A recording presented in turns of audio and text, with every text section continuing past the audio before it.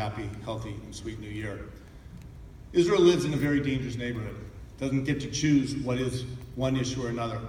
You just look at the Palestinian-Israeli conflict. You look at the countries that border around Israel and their issues.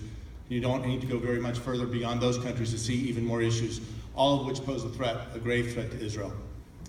Gadi Eisenkot, who is the Chief of Staff of the Israel Defense Forces, speaking in Israel last January, identified the greatest threat to Israel as Iran. I'm going to extend that and talk about it on three different levels. Because it's Iran as a supporter and sponsor of proxies like Hezbollah and Hamas. It is Iran as a regional hegemon. We've seen Iran now in control or in manipulation of four capitals, from Syria to Lebanon to Yemen and Iraq. Gadi Eisenkot went further and said, because of the Iran deal, a nuclear Iran threat has been pushed off for potentially 10 years.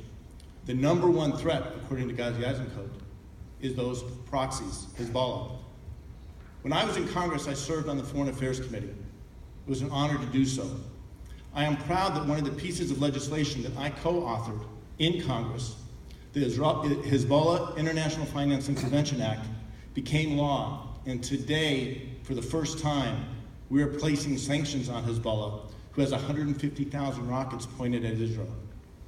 Israel is, as was said before, our most important ally in a very dangerous region, perhaps our most important ally in the entire world.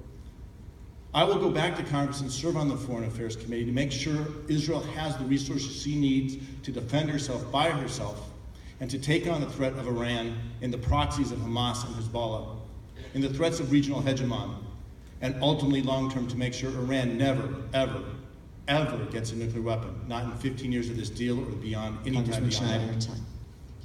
Thank you, Congressman Schneider.